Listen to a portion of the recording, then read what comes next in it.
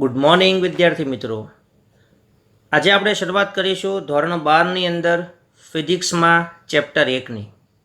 એનું નામ છે electric charge and electric field. આ ચેપ્ટર બોર્ડની અંદર 7 માર્કનું હોય છે।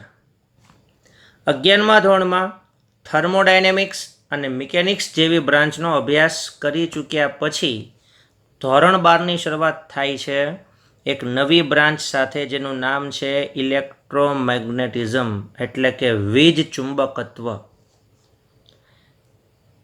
એના બે ભાગ છે, ઇલેક્ટ્રોસ્ટેટિક્સ અને ઇલેક્ટ્રોડાયનેમિક્સ।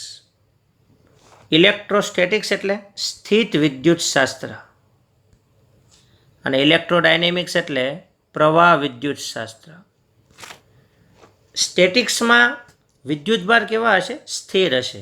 એટલે કે આપણા ચેપ્ટર 1 અને ચેપ્ટર 2 જેમાં વિદ્યુતભાર સ્થિર હશે, અને પછીના બધા ચેપ્ટરો જેમાં વિદ્યુતભાર ગતિ કરતા હશે, અને ગતિ કરવાના લીધે શું થાય છે?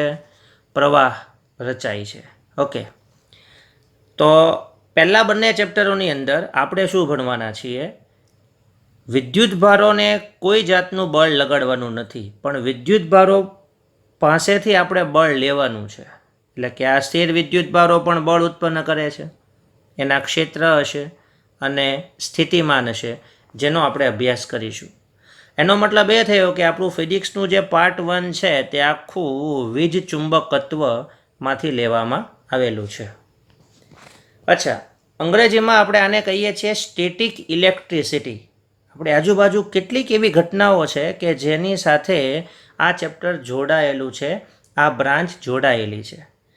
તમને અનુભવ થયો હશે, જેમ કે શિયાળામાં ખાસ કરીને સ્વેટર પહેરતી વખતે, કાઢતી વખતે, અથવા તો સિન્થેટિક કપડાની વાત કરીએ, આપણને કંઈક એવો તડ અવાજ આવતો હોય છે, બરાબર? લેડીઝો માટે પોલિએસ્ટર સાડીનું એક્ઝામ્પલ લઈ લો, રાત્રે સ્પાર્ક પણ થયેલા હોય છે। વીજળીના ચમકારા તો તમે નરી આંખે જોયા જ હોય। કેટલીક વાર અચાનક આપણે કોઈને ટચ કરીએ તો આપણને એક આંચકો લાગે છે। ગાડીનો દરવાજો ખોલતી વખતે એનું હેન્ડલ અડીએ તો આંચકો લાગે છે। સીટ ઉપરથી ઊભા થઈને ઉતરવા જઈએ, કોઈ લોખંડની વસ્તુને ટચ કરીએ તો આ અનુભવ તમને થયા હશે। ઓકે, આની પાછળનું લોજિક શું છે? થોડું આપણે વિચારીએ। સમજો અવકાશમાં બે વાદળોનું ટકરાવું, સ્પાર્ક આપણે જેની વાત કરીએ છીએ, બંને વાદળો એકબીજા સાથે અથડાય ત્યારે બને છે શું? તો કે એમની જે ગતિ ઉર્જા હશે એ અથડાવાને કારણે એનું થર્મલ એનર્જી એટલે કે ઉષ્મીય ઉર્જામાં રૂપાંતર થયું હશે, જેને લીધે આ વાદળના જે વિદ્યુતભાર છે એ ટ્રાન્સફર થયા હશે, અને એ ટ્રાન્સફર થવાને કારણે આપણને જે અનુભવ થાય છે, બરાબર, એ તમે જે સ્પાર્કની વાત કરો છો અથવા અવાજની વાત કરો છો, એ આની માટે જવાબદાર હોઈ શકે છે। એનો મતલબ એ થયો કે સ્ટેટિક ઇલેક્ટ્રિસિટીને કારણે વિદ્યુતભાર ઉત્પન્ન થાય છે। તો આ વિદ્યુતભાર ઉત્પન્ન થઈને શું કરી શકે છે, એની થોડી ચર્ચા પણ સાથે કરી લઈએ અને પછી આગળ વધીએ। એક સિમ્પલ એક્ઝામ્પલ હું તમને આપું છું। અત્યારે સમજી લ્યો કે આ જે બોર્ડ છે એના ઉપર કંઈ પણ લખું છું, એના માટે જવાબદાર કોણ છે જાણો છો? એના માટે જવાબદાર છે સ્ટેટિક ઇલેક્ટ્રિસિટી। ઇવન આપણે ચાલતા હોઈએ ત્યારે પણ સ્ટેટિક ઇલેક્ટ્રિસિટી વપરાય છે। મતલબ કે એક પદાર્થ બીજા પદાર્થની સાથે ઘસાય ત્યારે સ્ટેટિક ઇલેક્ટ્રિસિટી કામ લાગે છે, અથવા તો એમ કહી શકાય કે સ્ટેટિક ઇલેક્ટ્રિસિટી ઉત્પન્ન થાય છે। સ્ટેટિક ઇલેક્ટ્રિસિટી એટલે કંઈ નહીં, સ્થિત વિદ્યુત ઉત્પન્ન કરવા માટેનું આ કામ છે। ઓકે, મેં હમણાં તમને વાત કરી એ પ્રમાણે કે સમજો કે આપણે આને બોર્ડ લઈ લઈએ અને આ મેં ચોકથી કંઈક લખાણ કર્યું છે એવું તમે ધારો। હવે હું લખું છું એટલે થાય છે શું? તો કે ચોક ઉપરથી કેટલાક કણ છૂટા પડીને આ બોર્ડ ઉપર ચોંટી ગયા। ચાલો, ઓકે, હવે વિચારો કે આ બધા કણો છે એના ઉપર તો ઓલરેડી પૃથ્વીનું ગુરુત્વાકર્ષી બળ તો લાગતું જ હોય। એનો મતલબ એ થયો કે એ કણ તરત આમ નીચે પડી જવા જોઈએ, પણ એવું થતું નથી। હવે કેમ નહીં થતું હોય? પૃથ્વીનો કોઈ કણ હશે એ આ ચોકના કણ ઉપર ગુરુત્વાકર્ષી બળ લગાડશે, પણ એવું ન થવા પાછળનું એક કારણ એ છે કે એક બીજું છે ને વધારાનું બળ ઉત્પન્ન થયું છે. બરાબર ધ્યાન રાખજો અહીંયા. આ વધારાનું બળ શું કરે છે ખબર? આ જે બોર્ડ છે ને બોર્ડ, એ બોર્ડનો કોઈ એક કણ બરાબર છે અથવા એક કરતાં વધારે કણ આ ચોકના કણ ઉપર એક બીજું ફોર્સ લગાવતું હશે અને આ ફોર્સ જેને આપણે વધારાનું બળ કહીએ છીએ એ છે વિદ્યુતીય બળ, એટલે કે વિદ્યુત બળ. હા, એટલે હવે વાત એવી થઈ કે ગુરુત્વાકર્ષી બળ તો હતું જ, ગુરુત્વાકર્ષી બળની સાથે ઉપરાંત એક વધારાનું બળ ઉત્પન્ન થયું જે વિદ્યુત બળ તરીકે ઓળખાય છે અને આ વિદ્યુત બળ એ ગુરુત્વાકર્ષી બળની વિરુદ્ધમાં કામ કરીને આ ચોકના કણને નીચે પડવા દેતું નથી. સિમ્પલ એક્ઝામ્પલ, તમે ઘણા બધા અનુભવ કરેલા હશે કે ફુગ્ગાને તમે મતલબમાં વાળ સાથે ઘસતા હો અને દિવાલ ઉપર ચોંટી જાય, રેડી ને? ઘસ્યા વગર દિવાલ ઉપર ચોંટી જાય એવું થાય છે ખરું? એવું થતું નથી. અને બીજા બધા આપણે નાના હોય ત્યારે પ્રવૃત્તિ કરતા હોઈએ કે ભાઈ દાંતિયા છે અને આપણે વાળ સાથે ઘસી અને ત્યાર પછી આપણે કાગળના ટુકડાઓને કોન્ટેક્ટ કર્યા વગર આ કાંસકા ઉપર ચોંટી જાય એવા અનુભવો પણ કર્યા છે. આ બધી ઘટનામાં સામાન્ય કઈ બાબત આવી તમે વિચારો તો? કઈ બાબત આવી? ઘર્ષણ.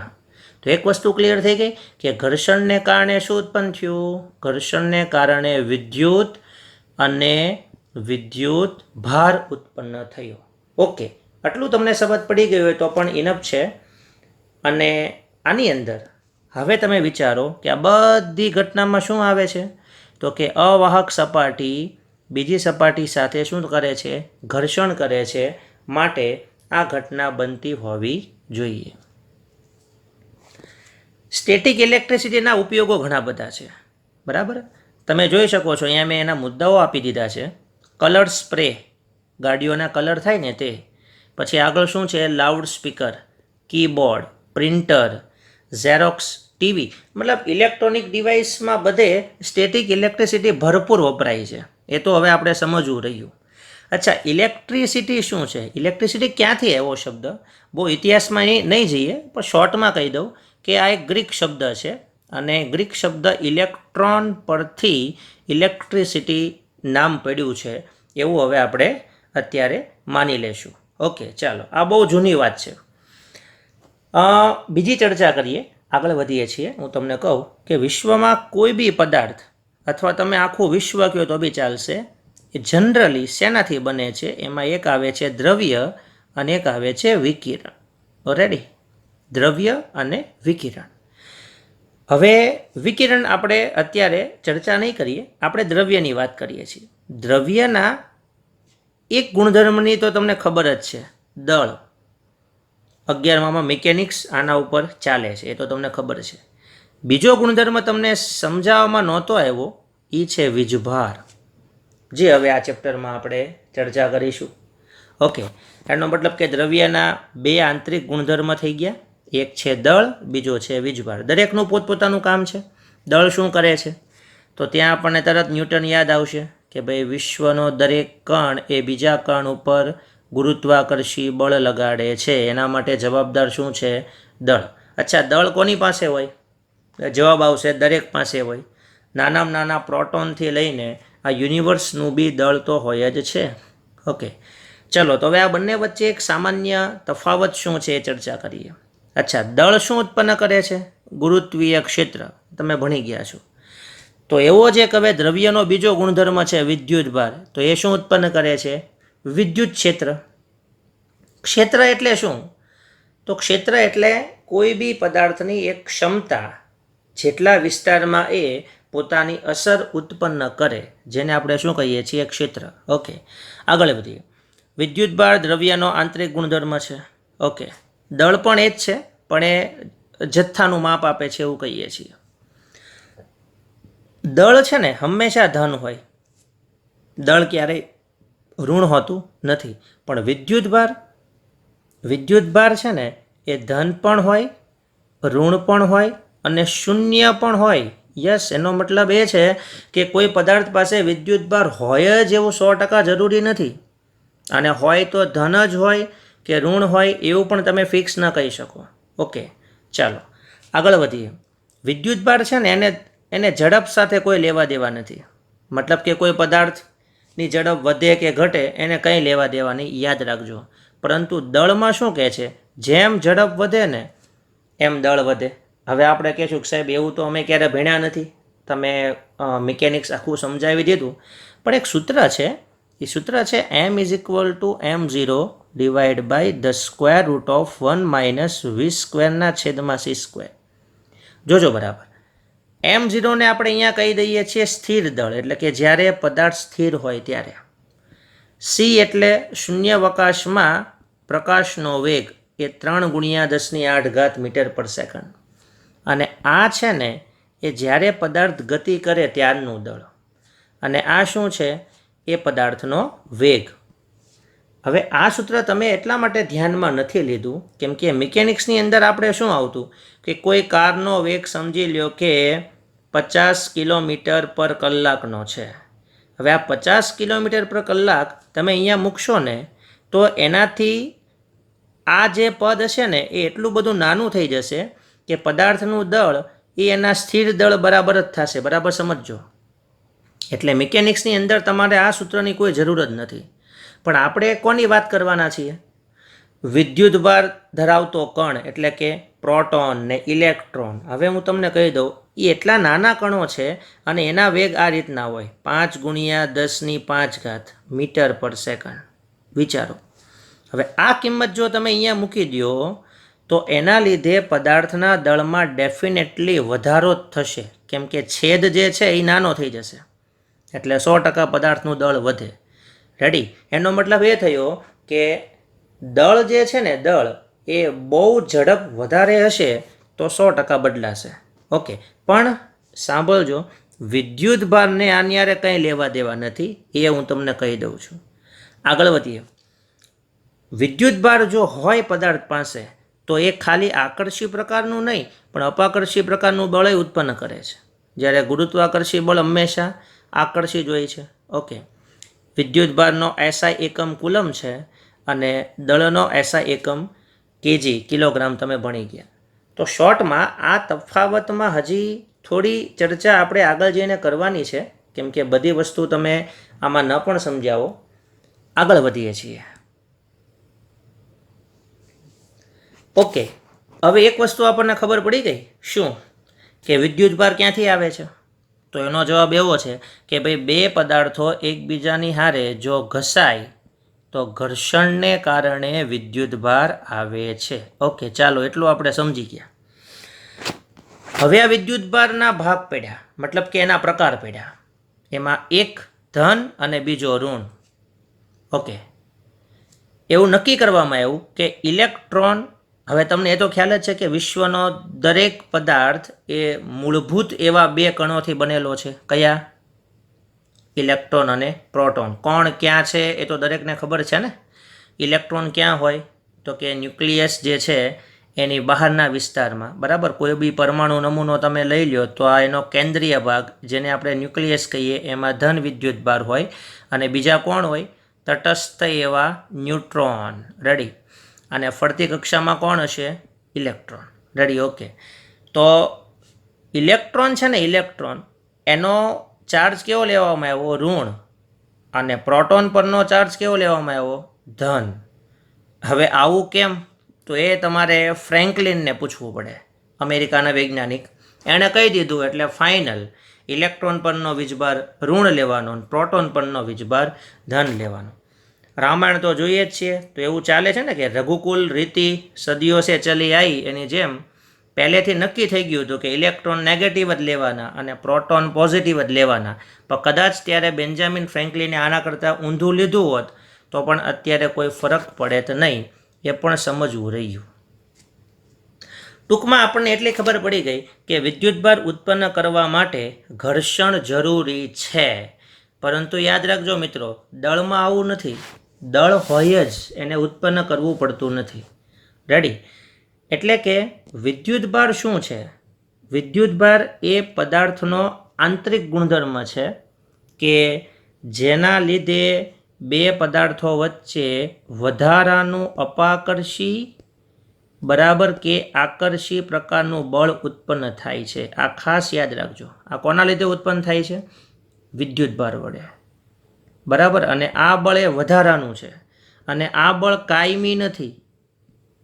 આ બળ કેવું નથી? કાયમી નથી. કેમ કે એવું બને કે કોઈ પદાર્થ પાસે વિદ્યુતભાર ન પણ હોય તો પછી આ બળ કાયમી નથી. એ આપણે સમજવાનું રહ્યું. હવે આપણા મગજમાં એક પ્રશ્ન એ થવાનો છે કે સાહેબ તમે એમ કહો છો કે વિશ્વનો દરેક પદાર્થ એ પ્રોટોન ઇલેક્ટ્રોનથી બનેલો છે, તો પછી એ કાયમી નથી એવો શબ્દ કેમ વપરાય છે? એના માટે સામાન્ય ચર્ચા કરી લઈએ. હોય છે કેવું ખબર? સામાન્ય રીતે કોઈ બી પદાર્થ જ્યાં સુધી બીજા પદાર્થની હારે પ્રક્રિયા ન કરે ત્યાં સુધી એ તટસ્થ કહેવાય. તટસ્થનો મતલબ શું? સમજો કે એની પાસે 3 ધન વીજભાર છે તો સામે 3 ઋણ વીજભાર છે. એનો મતલબ કે આનો જે નેટ વીજભાર હોય ને, નેટ વીજભાર એ કેવો કહેવાય? 0. હવે સમજો કે આ પદાર્થ હું કોઈ બીજા પદાર્થની હારે સંપર્ક કરાવું. આ પદાર્થ પાસે આ રીતે બરાબર હતું અને બીજા પદાર્થ પાસે પણ એવું કંઈક હશે. સંપર્કની અંદર શું થાય? મતલબ ઘસારાની અંદર સમજો 1 ઇલેક્ટ્રોન આ પદાર્થમાંથી આ પદાર્થમાં આવી ગયો એટલે 1 ઇલેક્ટ્રોન તમારે ઓછો થઈ ગયો. તો કેટલા ઇલેક્ટ્રોન વીજ્યા? 2. અને કેટલા પ્રોટોન વીજ્યા? 3. ઓકે. તો હવે તમે વિચાર કરો કે આ 1 proton 1 electron 1 proton 1 electron cancel ગણીએ તો વિદ્યુતભાર કયો આવ્યો? પ્રોટોન. પ્રોટોનનો વીજભાર કયો? ધન. એનો મતલબ કે આ પદાર્થ હવે વિદ્યુતભારિત થયો કહેવાય. આવું કંઈક હોય છે. એનો મતલબ એ થયો કે વિદ્યુતભાર દર વખતે હોય જ એવું જરૂરી નથી. ચર્ચા આપણે એની કરીએ છીએ. હવે એક બીજો પ્રશ્ન થાય. કોઈ પણ બે પદાર્થને એકબીજાની હારે ઘસવામાં આવે, ઓકે, તો કોણ ઇલેક્ટ્રોન ગુમાવશે? અને ઇલેક્ટ્રોન જ કેમ ગુમાવશે એની બી વાત કરવાની છે. તો આ છે ને એક સક્રિયતા શ્રેણી છે. સાંભળજો બરાબર. જે વધારે સક્રિય હશે એવું કહેવાય કે ઇલેક્ટ્રોન ગુમાવે, અને જે ઓછો સક્રિય હોય એટલે કે જેની છેલ્લી કક્ષામાં વધારે ઇલેક્ટ્રોન હોય એ હંમેશા ગુમાવવાની દાનત ધરાવે. અહીં મેં એક શ્રેણી બનાવી નાખી છે. એ શ્રેણી પ્રમાણે તમે સમજી શકો છો કે કોણ ઇલેક્ટ્રોન ગુમાવશે અને કોણ ઇલેક્ટ્રોન મેળવશે. તમે જુઓ, શોર્ટમાં કહી દઉં કેમ કે આ તમારે યાદ રાખવાની જરૂર નથી. જો ખાલી અહીંયા ધ્યાન આપી દો ઘડીક. ફર, વાળ અને ઊન હંમેશા સક્રિયતા શ્રેણીમાં સૌથી ઉપર આવશે. ફર એટલે આપણે રૂંવાટીની વાત કરીએ, પ્રાણીઓની રૂંવાટી કે આપણી રૂંવાટી. વાળ અને ઊન, ઓકે, હંમેશા આમાં તમારે શું યાદ રાખવાનું છે? પહેલા પદાર્થનો બીજા પદાર્થની હારે સંપર્ક થાય, ઘર્ષણ કરીએ તો હંમેશા પહેલો પદાર્થ ઇલેક્ટ્રોન ગુમાવે. એટલે કે ફરને સમજો કે સિલ્ક સાથે ઘસવામાં આવે, બરાબર, તો કોણ ઇલેક્ટ્રોન ગુમાવશે? વિચારો. યસ, ફર ઇલેક્ટ્રોન ગુમાવશે અને સિલ્ક ઇલેક્ટ્રોન મેળવશે. પછી આવી રીતે ગ્લાસને કાગળને 1 કહી દઉં અને રબરને 2 કહી દઉં. કાગળને રબર સાથે ઘસવામાં આવે તો કોણ ઇલેક્ટ્રોન ગુમાવશે? કાગળ. અને કોણ મેળવશે? રબર. ઓકે, આટલું યાદ રાખજો. આ બધા એક્ઝામ્પલ જે મેં આપ્યા છે ને 1, 2, 3, 4, 5 હજી બીજા છે, એ તમારે યાદ નથી રાખવાના, પણ તમારી સમજૂતી માટે છે. એક સિમ્પલ એક્ઝામ્પલ અહીંયા આપી દઉં. જુઓ કે ભાઈ ઊન સાથે પોલિથીનનો કોઈ સળિયો આપણે લઈ લઈએ, એકબીજાની હારે ઘસી દો તો ઊન અહીંયા જો આગળ આવે છે અને પ્લાસ્ટિક એટલે પોલિથીનની નજીકનું આપણે લઈએ એ એના પછી આવે છે, તો શું થશે? તો કે ઊન ઇલેક્ટ્રોન ગુમાવે છે. હવે જે ઇલેક્ટ્રોન ગુમાવે એ કેવો બનશે? ધન, કેમ કે એમાં ઇલેક્ટ્રોનની ઉણપ થઈ. અને જે મેળવશે એ કેવો બનશે? ઋણ. ઓકે, એટલે એના પરથી તમે સમજી શકો છો કે કોણ ઇલેક્ટ્રોન ગુમાવે અને કોણ ઇલેક્ટ્રોન મેળવે. આ બીજા ઘણા બધા એક્ઝામ્પલ એના છે. રેડી? એ તમારે તમારી નોટમાં અત્યારે નોંધ કરવાની છે. સમય જતાં એને યાદ નથી રાખવાનું, પણ તમારી જાણકારી માટે છે, એટલું ખાલી હું તમને કહીશ. તો અત્યાર સુધી આપણે ભણ્યા એમાં સામાન્ય વાત હવે કરી લઈએ. પહેલી વાત આપણા મગજમાં એ છે કે સાહેબ તમે એટલું કીધું કે એક પદાર્થને બીજા પદાર્થની સાથે ઘસીએ તો ઇલેક્ટ્રોન ટ્રાન્સફર થાય છે. પ્રોટોન કેમ થતા નથી? પ્રોટોન ક્યાં હોય ખબર છે? ન્યુક્લિયસની અંદર. અને ન્યુક્લિયસમાં છે ને એ પ્રબળ આકર્ષણથી જકડાયેલા હોય અને એ વળી પાછા વજનમાં ભારે પણ હોય. એટલે એને બહાર નીકળવું મુશ્કેલ પડે. એટલે જો પહેલો મુદ્દો વાંચું છું, ધ્યાન આપજો કે જ્યારે બે યોગ્ય પદાર્થોને ઘસવામાં આવે ત્યારે એક પદાર્થ પરથી બીજા પદાર્થ ઉપર પ્રોટોન જતા નથી પણ માત્ર ઇલેક્ટ્રોન જાય છે. એનું કારણ છે તે પ્રોટોન કરતાં હલકા છે.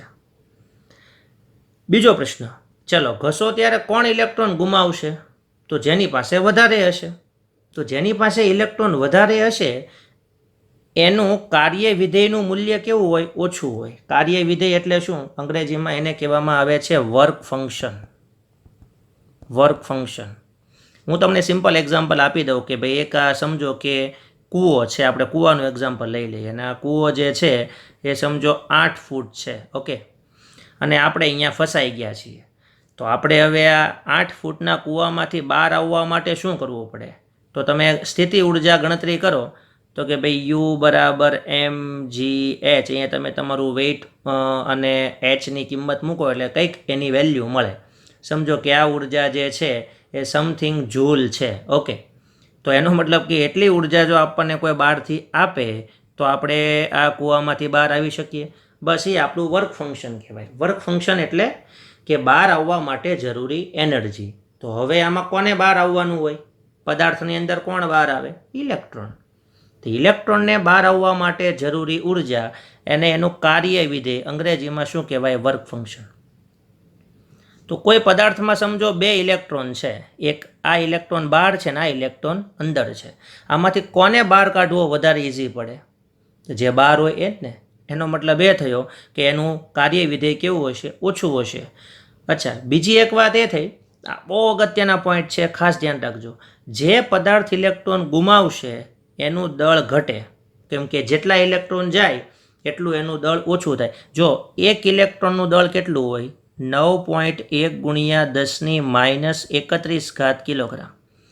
સમજો કે કોઈ પદાર્થ 5 ઇલેક્ટ્રોન ગુમાવે તો 5 × 9.1 કરીએ તો એટલું દળ એ પદાર્થનું ઘટવાનું. અને ઇલેક્ટ્રોન ગુમાવે એટલે હવે બાકી કોણ રહે? ધન વીજભાર રહે ને. એનો મતલબ ગુમાવીને ધન બનવાનું તો મેળવીને ઋણી બનવાનું ને, આપણે બીજાનું ઋણી બનીએ આપણે. રેડી ને? એટલે આ લોજિક એ છે કે જેટલું દાન કરશું એટલું ધનવાન બનશું અને જેટલું મફતનું મેળવા રાખશું એટલું સામેવાળાનું આપણે શું બનશું? ઋણી બનશું. ઓકે, એટલે આ મુદ્દો બી વિચારી લેજો શું થાય છે તે. અને છેલ્લો મુદ્દો બહુ મહત્વનો તમને સમજાય એવો છે, સજાતીય વિદ્યુતભારો એટલે કે ધન ધન અથવા ઋણ ઋણ વચ્ચે હંમેશા અપાકર્ષણ અને વિજાતીય વિદ્યુતભારો વચ્ચે હંમેશા આકર્ષણ. આ બધા જ મુદ્દાઓ તમારી નોટમાં તમે નોટ કરતા હશો એવું હું અત્યારે માનું છું. આગળ વધીએ. ચાલો, હવે એક વસ્તુ સમજ પડી ગઈ કે જો પદાર્થને વિદ્યુત ભારિત કરીએ તો ધન અને ઋણ વિદ્યુત ભારની આપલે થાય છે. તો હવે એ પણ સમજી લઈએ કે વિદ્યુત ભારિત કરવા માટે કરવાનું શું. વિદ્યુત ભારિત કરવા માટે 3 રીત આપી છે. અહીંયા જુઓ, ચોપડીમાં થોડો ક્રમ મેં બદલ્યો છે, તમે બરાબર જોશો એટલે તમને ખ્યાલે આવી જશે. 3 રીત છે. પહેલી રીત છે ઘર્ષણની રીત, જે તો સામાન્ય ચર્ચા મેં તમને સમજાવી પણ દીધી. અચ્છા, કેટલીક વાર ખાલી સંપર્ક કરવાથી પણ વિદ્યુત ભારિત થાય છે પદાર્થ. અને ત્રીજી રીત એવી છે કે જેમાં સંપર્ક નથી કરવો. એટલે તમે વિચારો, પહેલાં આપણે 2 પદાર્થને એકદમ ઘસવાના છે તો વિદ્યુત ભારની આપલે થાય. વિદ્યુત ભારમાં આપલે કોની થશે? ઇલેક્ટ્રોન કે પ્રોટોન? 100% ઇલેક્ટ્રોન. બીજો સંપર્ક, માત્ર સંપર્ક કરાવો તો ઇલેક્ટ્રોન જતા રહે. અને ત્રીજામાં પ્રેરણ. પ્રેરણમાં એટલે ખાલી વિચારવાનું, જેમ પ્રેરાવાનું, મતલબ કે સંપર્ક નથી કરવાનો, થોડાક દૂરથી વિદ્યુત ભારને મોકલી દેવાના છે. શાંતિથી બધી ચર્ચા કરવાની છે. હું તમને અત્યારે સમજાવું છું ઘર્ષણની રીત. જો ચોપડીમાં આ મુદ્દાઓ એ લોકોએ આખા નિબંધ ભાષામાં એટલે કે વાર્તાની ભાષામાં આપેલા છે, પણ તમે વાંચશો એ રીતે હું તમને ખાલી એની ટ્રીક આપી દઉં છું. એકદમ ઇઝી છે, એકદમ ઇઝી. આમાં સમજવાની બહુ ખાસ જરૂરી નથી, તમને ખ્યાલ આવી જશે. પ્રયોગ પહેલો છે, ઊન કે રેશમના કાપડ સાથે ઘસેલ કાચના 2 સળિયા. આપણે 2 સળિયા લઈ લીધા છે. જો આને નંબર 1 આપી દઉં, આને નંબર 2 આપી દઉં. સૌથી પહેલાં તમારે શું કરવાનું છે? આ બંને સળિયાઓ આપણે લઈ લીધા, કાચના બંને સળિયા, એને આપણે કોની સાથે ઘસેલા હશે? રેશમના કાપડ સાથે. તો હવે તમે પાછા આગળ બેક જાઓ કે કાચના સળિયાને રેશમના કાપડ સાથે ઘસવામાં આવે તો કાચનો સળિયો ધન બને છે, રેશમનું કાપડ ઋણ બને છે. જોઈ લીધું?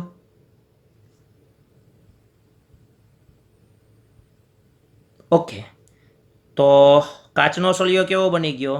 ધન, પહેલો સળિયો. અને બીજો સળિયો બી ધન જ બનવાનો છે. અને સામે તમે રેશમનું કાપડ લીધું હતું, રેશમનું કાપડ બી અહીંયા મૂકી દઉં. 2 વખત આપણે રેશમના કાપડનો ઉપયોગ કરેલો છે. તો રેશમનું કાપડ કેવું બની ગયું હશે? ઋણ. ઓકે, ચાલો, ખ્યાલ આવી જશે ને. આ જે છે એ કાચના સળિયા છે, આ સળિયો 1 અને આ સળિયો 2, અને પેલું છે તે રેશમનું કાપડ. ઓકે, હાલો, હવે અહીંયા જુઓ તમે નંબર 1. એક કાચનો સળિયો છે ને, અહીંયા આપણે ધ્યાન આપીએ, કાચનો એક સળિયો આપણે રેશમની દોરી વડે લટકાઈ દીધો છે. હવે રેશમની દોરી કેમ લીધી એની બહુ ચર્ચા નહીં કરો, કેમ કે એ દોરીનું અહીંયા કોઈ કામ જ નથી.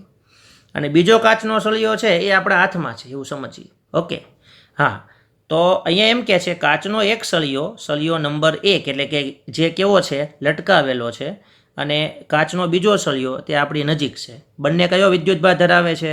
ધન વિદ્યુતભાર ધરાવે છે. તો એકબીજાને શું કરે? અપા કરશે. બસ આ એક સામાન્ય ઘટના છે. હવે બીજું, તમે ઊન 1 અને ઊન 2, ઊનને બદલે તમે રેશમનું કાપડ લઈ શકો, કેમ કે અહીંયા ઓપ્શન તમને આપેલા છે, ઊન કે રેશમનું કાપડ. હવે બંને ઊન કે રેશમના કાપડો કયા વિદ્યુતભાર ધરાવે છે? ઇલેક્ટ્રોન. કેમ એવું? કેમ કે ઘર્ષણના લીધે કાચ ઉપરથી ઇલેક્ટ્રોન ક્યાં આવી ગયા છે? ઊન ઉપર આવી ગયા છે ને. તો એ બંનેને તમે એકબીજાની નજીક રાખો તો શું થાય? એમની વચ્ચે બી શું થવાનું? અપાકર્ષણ થાય. એનું કારણ શું છે? એનું કારણ શું છે? બંને પાસે સમાન સજાતીય વીજભાર છે. પણ હવે ત્રીજો પ્રશ્ન જુઓ તો, કાચ અને ઊનને એકબીજાની આરે સંપર્કમાં લાવીએ તો, સંપર્કમાં એટલે થોડા દૂર રાખવાના છે, બરાબર? તો શું થાય? એમની વચ્ચે શું થવાનું? આકર્ષણ. કેમ કે કાચ પાસે ધન વીજભાર છે, ઊન પાસે ઋણ વીજભાર છે. તો આની રિલેટેડ ચર્ચા એ બુકમાં તમને આપેલી છે અને એકદમ ઇઝી છે, એટલે હું અત્યારે એનું વર્ણન ને બધું કહેતો નથી. ઓકે, તમારે ખાલી હું યાદ રાખવાનું છે, કાચનો સળિયો ઇલેક્ટ્રોન ગુમાવે રેશમના કાપડ સાથે પ્રક્રિયા કરે ત્યારે. બસ એમાંથી બધું સમજી લેવાનું છે. ઓકે, ચાલો, બીજો પ્રયોગ શું છે? બીજો પ્રયોગ અહીંયા એવો આપેલો છે કે બિલાડીના ચામડા એટલે કે ફર, એની સાથે પ્લાસ્ટિકના સળિયાને ઘસવામાં આવે તો શું થાય? તો ફરી એકવાર એ તમારે કોષ્ટકમાંથી જોઈ લેવાનું છે. જો અહીંયા તમને આપેલું છે ફર અને પ્લાસ્ટિકનો સળિયો. તો આ જે ફર છે ને તે ઇલેક્ટ્રોન ગુમાવીને ધન બને, અને પ્લાસ્ટિકનો સળિયો ઇલેક્ટ્રોન મેળવીને ઋણ બને. ઓકે, એટલે થોડોક ફરક છે આપણે અહીંયા જુઓ. ચાલો, તો હવે અહીંયા શું કરવાનું છે? પ્લાસ્ટિકના સળિયા કેટલા લેવાના છે? પ્લાસ્ટિકના 2 સળિયા લેવાના છે, અને એ બંને સળિયાને આપણે એકબીજાની સાથે બરાબર છે ઘસવાના છે. ઓકે, અહીંયા આપણે પ્લાસ્ટિકનો સળિયો લેવાનો છે, કાચને બદલે પ્લાસ્ટિક. ઓકે, જુઓ તો આ છે પ્લાસ્ટિકનો સળિયો 1 અને આ છે પ્લાસ્ટિકનો સળિયો 2. બંને પ્લાસ્ટિકના સળિયા કેવા હશે? ઋણ વિદ્યુત ભારિત. કેમ કે જ્યારે તમે એને ફર સાથે ઘસો છો, આ હું 2 ફરે લઈ લઉં છું, ફર એટલે રૂંવાટી અથવા ચામડું, અહીંયા જે લખેલું છે એ પ્રમાણે, અને આ 1 અને 2 કોણ છે? પ્લાસ્ટિકના સળિયા છે. રેડી? અચ્છા, તો પ્લાસ્ટિકનો સળિયો જ્યારે ફર સાથે ઘસે ત્યારે શું કરે છે? એની પાસેથી ઇલેક્ટ્રોન મેળવે છે. આ ઇલેક્ટ્રોન આપણે લઈ લીધા, આ ઇલેક્ટ્રોન અહીંયા પ્રક્રિયામાં લઈ લીધા, એટલે ફર કેવું થઈ ગયું? ધન થઈ ગયું હશે ને. જે ઇલેક્ટ્રોન ગુમાવે કેવું થઈ જાય? ધન થઈ જાય. ચાલો, હવે એક પ્લાસ્ટિકના સળિયા નંબર 1ને આપણે લટકાઈ દઈએ, અહીંયા આપેલો છે નંબર 1, અને બીજો પ્લાસ્ટિકનો સળિયો આપણે એની નજીક લઈ જઈએ તો થાય શું? આપેલો પ્લાસ્ટિક વત્તા પ્લાસ્ટિક શું થશે? અપાકર્ષણ. એટલે આપણે નજીક જ રાખવાના છે, થોડા નજીક લઈ જઈએ અથવા સંપર્ક કરાવીએ તો એ વાંધો નથી. બીજું લ્યો, પ્લાસ્ટિક વત્તા ફર શું થાય? આકર્ષણ. કેમ થાય? કેમ કે બંને પાસે વિજાતીય વીજભાર છે. ત્રીજું, પ્લાસ્ટિક વત્તા કાચ. હવે તમે કીધું સાહેબ કાચ ક્યાંથી આવ્યો? તો એ તમારે આગળના પ્રશ્ન પરથી લેવાનો. અહીંયા જુઓ, આ કાચનો સળિયો કયો વીજભાર ધરાવે છે? ધન, બરાબર છે. અને અહીંયા પ્લાસ્ટિકનો સળિયો કયો વીજભાર ધરાવે છે? ઋણ. એટલે એનો મતલબ આ લોકો એમ કહે છે કે જો તમે પ્લાસ્ટિકનો કાચનો ધન વિદ્યુત ભારિત સળિયો એ પ્લાસ્ટિકના ઋણ વિદ્યુત ભારિત સળિયાની નજીક લાવો તો એમની વચ્ચે કયું બળ ઉત્પન્ન થાય? આકર્ષણ. Okay, next. પ્લાસ્ટિક સાથે રેશમ. તો હવે વિચારવું પડશે. પ્લાસ્ટિક સાથે રેશમ. હવે પ્લાસ્ટિક કયો વિદ્યુત ભાર છે જોઈ શકો છો. પ્લાસ્ટિક એટલે ઓકે, આ પ્લાસ્ટિક છે ને, પ્લાસ્ટિક એટલે ઋણ વિદ્યુત ભાર. અને રેશમનું કાપડ આપણે આગળના પ્રશ્નમાં જોયું. રેશમનું કાપડ કેવું હતું? એ પણ ઋણ હતું. રેડી? તો પ્લાસ્ટિક અને રેશમ એ બંને ઋણ વિદ્યુત ભારિત હતું. તો એમની વચ્ચે શું થવાનું? અપાકર્ષણ. અને કાચ અને ફર એ બંને ધન વિદ્યુત ભારિત હોવાથી એમની વચ્ચે શું થવાનું? અપાકર્ષણ. તો શોર્ટમાં તમારે આ પ્રશ્ન બેઝિક માહિતી આપે છે. પ્રયોગ 1 અને પ્રયોગ 2 ચોપડીમાંથી એને વ્યવસ્થિત જોઈ લેજો. રેડી? એકદમ ઇઝી છે. તમારે ખાલી શું યાદ રાખવાનું છે, મેં તમને ફરી એકવાર હું તમને ધ્યાન દોરી દઉં. આ કોષ્ટકમાં જે માહિતી છે ને એમાંથી ખાલી તમારે 2 જ પોઈન્ટ યાદ રાખવાના છે કે પ્લાસ્ટિક અને ફર વચ્ચે પ્રક્રિયા થાય તો શું થાય, અને અહીંયા તમને કીધેલું છે કાચ અને રેશમના કાપડ સાથે પ્રક્રિયા કરીએ એટલે એકબીજાને ઘસવામાં આવે તો શું થાય. ખાલી તમારે એટલું યાદ રાખવાનું છે એટલે બાકીની બધી વસ્તુ એકદમ ક્લિયર થઈ જશે. એની સાથે હવે બીજી એક રીત આપણે લઈએ. હમણાં મેં તમને કીધું ને કે ભાઈ પદાર્થને વિદ્યુત ભારિત કરવાની આપણી પાસે 3 રીતો છે. અહીંયા જુઓ ફરી એકવાર. 3 રીતો કઈ છે? ઘર્ષણ એ આપણે સમજી લીધી. હવે કઈ આવે છે? સંપર્ક. ઓકે, તો સંપર્કની રીતમાં શું હોય છે? અહીંયા જુઓ તમે, સંપર્કની રીતની અંદર આપેલું છે બરુની ગોળી. બરુ એટલે શું? બરુ એટલે અંગ્રેજીમાં એને કહેવામાં આવે છે પીથ બોલ. સાંભળજો, પીથ બોલ, આવું નામ બી ચોપડીમાં આપ્યું છે. અને એ છે પોલિસ્ટેરિનની ગોળીઓ. પોલિસ્ટેરિનની ગોળીઓમાં તમને ખબર નહીં પડે, કાગળમાંથી બનાવવામાં આવે એકદમ હલકી ગોળીઓ. અથવા તમે બિન બેગ જો યુઝ કરી હોય, પોચી જે આવે જેની પર આપણે બેસી શકીએ, સોફા ટાઈપની, એની અંદર જે પેલી વ્હાઇટ ગોળીઓ આવે છે કે નહીં, અથવા બર્થડેની અંદર જે પેલી ગોળીઓ વપરાય છે ફુગ્ગાની અંદર, બસ એ બરુની ગોળી. એટલે એકદમ વજનમાં હલકી, બરાબર છે, એને બરુની ગોળી કહેવાશે. હા, તો એવી બરુની ગોળીઓ અને એનો એક પ્રયોગ આપણે અહીંયા કરીએ છીએ. બહુ સિમ્પલ છે. રેડી? હવે કરવાનું છે શું?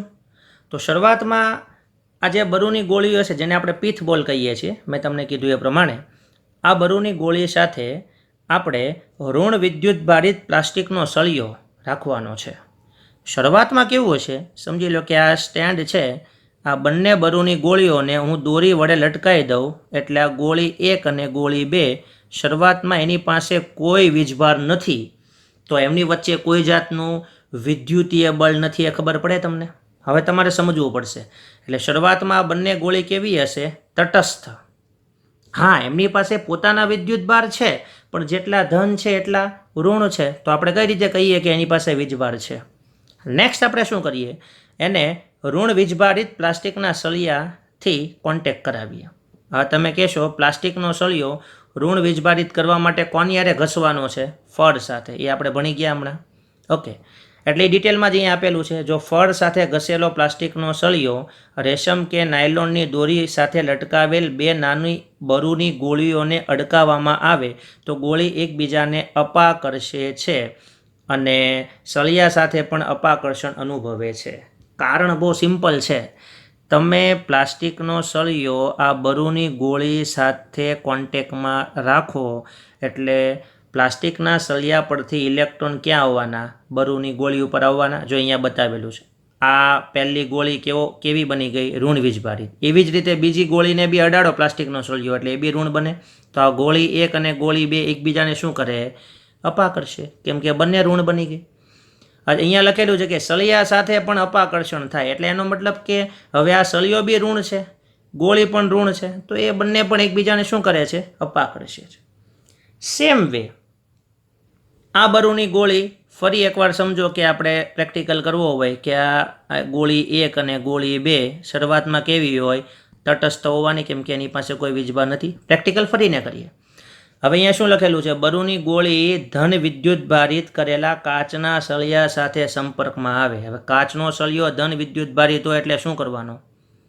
કાચનો સળિયો ધન વિદ્યુત ભારિત છે એ તમે આ બરુની ગોળી એક તરફ લઈ જાઓ એટલે આમાં રિએક્શન આવી બનશે કે બરુની ગોળીના કેટલાક ઇલેક્ટ્રોન કાચના સળિયા ઉપર આવી જાય. તમે વિચારશો કે સાહેબ આવું કેમ થાય?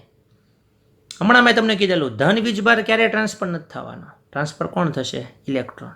તો બરુની ગોળી ઉપરથી સમજો કે એક ઇલેક્ટ્રોન અહીંયા આવી ગયો તો ઇલેક્ટ્રોન ગુમાવીને ગોળી કેવી બની જશે?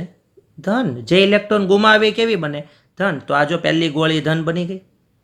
એ જ પ્રમાણે બીજી ગોળી પાસે આપણે કાચનો સળિયો લઈ જઈએ તો એ બી ધન બની જાય.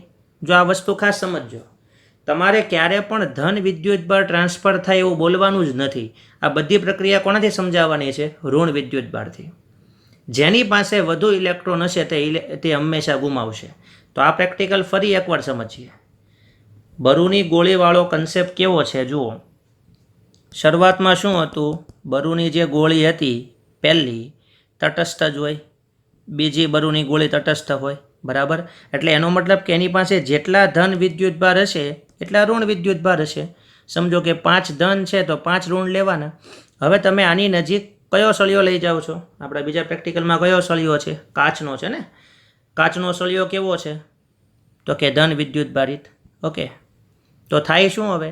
બરુની ગોળી પાસે સમજો કે ઇલેક્ટ્રોન છે એમાંથી એક ઇલેક્ટ્રોન કાચના સળિયા ઉપર જાય એટલે તે ધન બની જાય. ઇલેક્ટ્રોન ગુમાવીને ધન બને. એવું જ તમે આ બીજી ગોળી સાથે કરો, બરાબર. બીજી ગોળી સાથે બી કાચનો સળિયો લઈ જાઓ તો એ બી ધન બની જાય. તો હવે આ બંને ગોળી ધન થઈ ગઈ એટલે એકબીજાને શું કરે છે? અપાકર્ષે છે. ઓકે. તો બસ આ એક્ઝામ્પલ તમને અહીંયા આપેલું છે.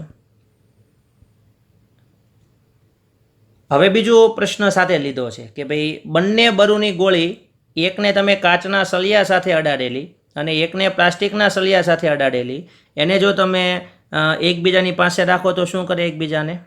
રેડી વાત છે, આકર્ષે.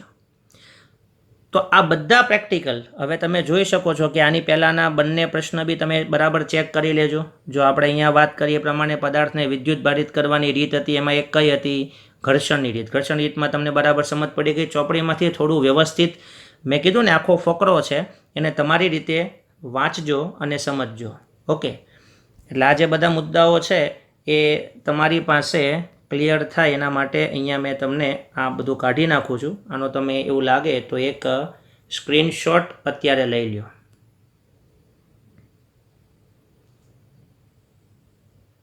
આ મુદ્દો પણ એવો છે, ચોપડીમાં લખાણ જ છે બધું, બરાબર સમજી લેજો. એટલે આનો એક સ્ક્રીનશોટ લઈ લો અને ઓકે. એ જ પ્રમાણે બીજી કઈ રીત હતી? સંપર્કની રીત. ઓકે. સંપર્કની રીત જે છે એમાં આપણે શું કર્યું હતું એ બરાબર સમજી લેજો.